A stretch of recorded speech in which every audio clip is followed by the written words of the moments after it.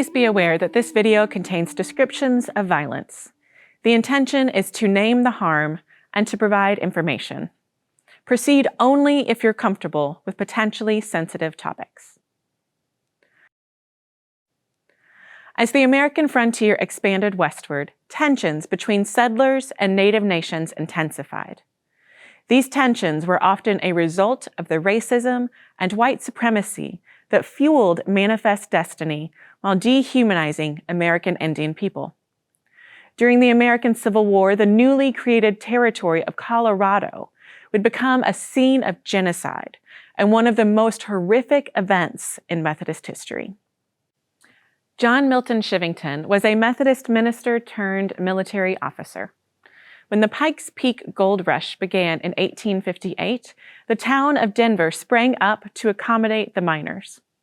John Chivington was appointed presiding elder of the Rocky Mountain District, which encompassed Denver. Chivington was described as a vigilante preacher in a vigilante town. A fierce abolitionist, he saw the Civil War as a moral battle between good and evil. But his views on Native Americans were far from compassionate. As white settlers took more land, Chivington and other territorial leaders saw Native peoples as obstacles to their progress. The Cheyenne and Arapaho people were among the first inhabitants of Colorado. In 1851, the Fort Laramie Treaty acknowledged that the people of the plains rightfully claimed lands in modern-day eastern Colorado, western Kansas, southeastern Wyoming, and southwestern Nebraska. Within a decade, however, settlers sought mineral rights, gold, and ranch land, and the U.S. government abrogated this treaty. Federal officials forced the Cheyenne and Arapaho to a southern Colorado tributary of the Arkansas River called Sand Creek, and known as a gulch barren of water. Another Methodist, John Evans, served as the Colorado territorial governor. His official duties included being the agent and advocate for the Native peoples. According to one historian, the unofficial job description for the territorial governor was to force the Native American outside their natural habitat, to live in a domain for which they were culturally unprepared. Governor Evans made a show of diplomacy with the tribes while actually endeavoring to secure lands for growing numbers of white settlers. Evans colluded with Chivington to rid the territory of the Cheyenne and Arapaho tribes that stood in the way of progress and civilization.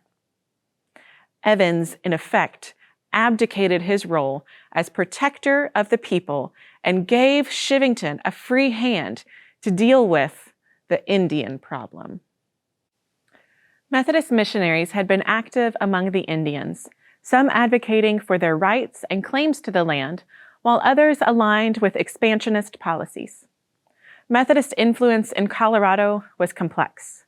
While some missionaries worked to integrate Native peoples into white settler society through education and conversion, others, like Chivington, viewed them as subhuman adversaries.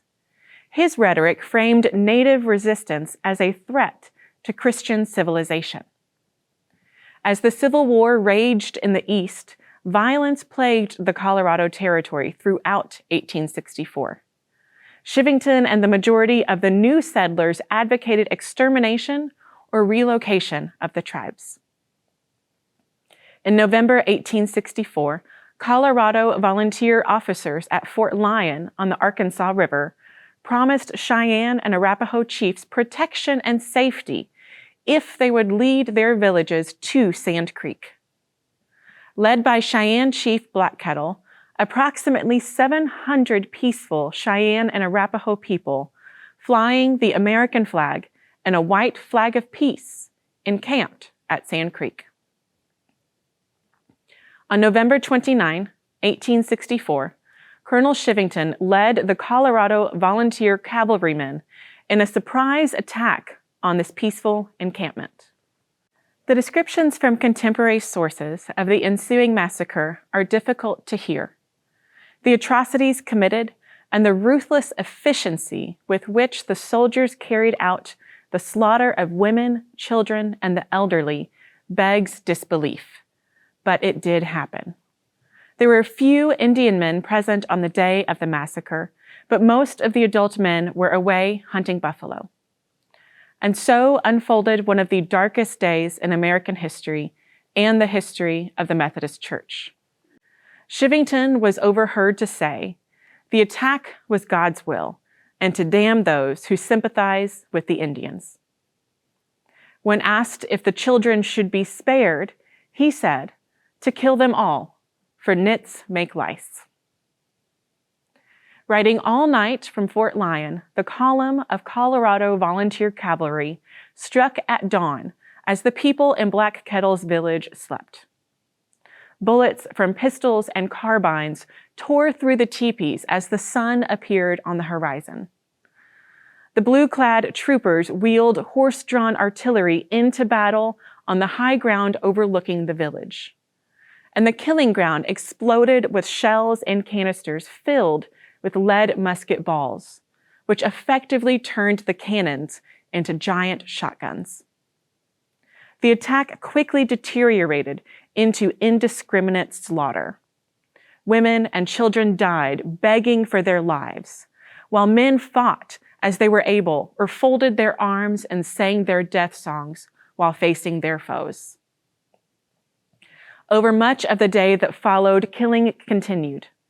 The night was bitter cold, and as the soldiers torched the village, many of the people who had dug into the Sandy Creek bottom or fled succumbed to wounds or exposure.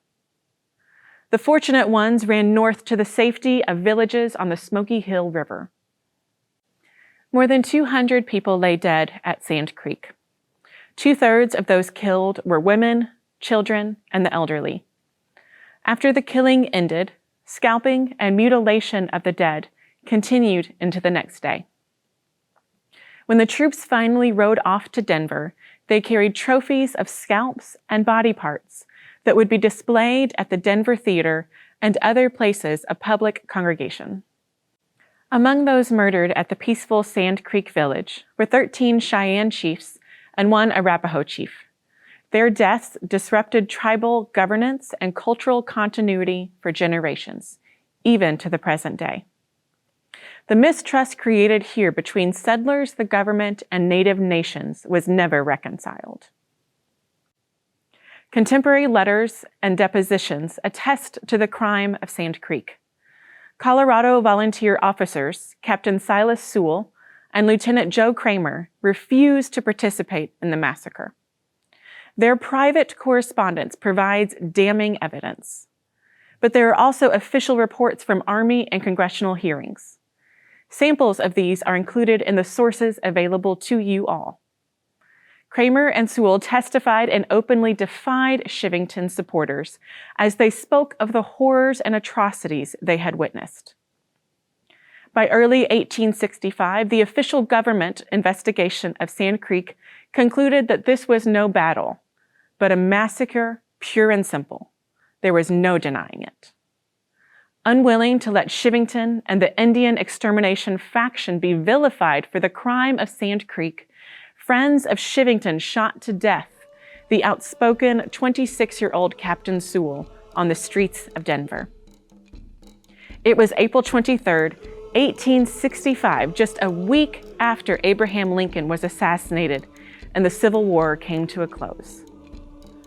The nation paid little heed to the tragedy in faraway Colorado, and the plight of the Cheyenne and Arapaho people was largely ignored by the church.